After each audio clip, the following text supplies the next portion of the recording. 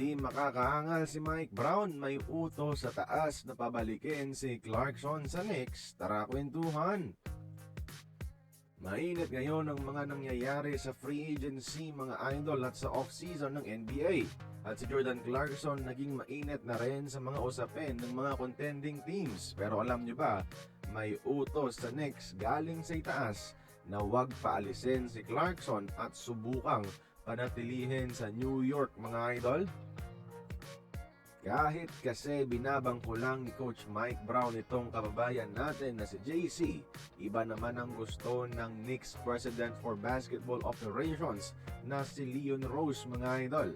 Sinabi niya sa may The Roommate Show panay puri siya kay Clarkson at sinabing swerte sila na nakuha si Clarkson sa isang budget-friendly na kontrata at sana maulit nila ito dahil nga ang laking tulong ni Clarkson sa lalim ng New York Def at ligit sa lahat yung ability ni Clarkson mga idol na umiscore sa kahit anong sitwasyon galing sa bench, malaking tulong daw na ma-preserve ang energy ng mga starters ng Knicks para makapagpahinga.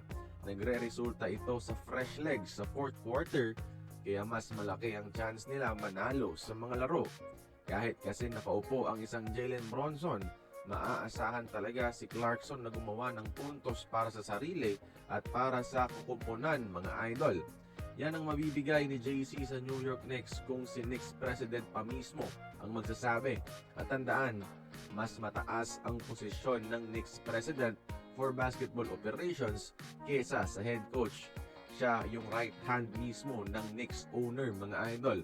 Ang presidente ng Knicks may kapangyarihang sisantehin ang coach na umangal sa kanya, so siya ang masusunod at saktong trip at gusto ng Knicks President yung pagiging New York Knicks ng isang Jordan Clarkson.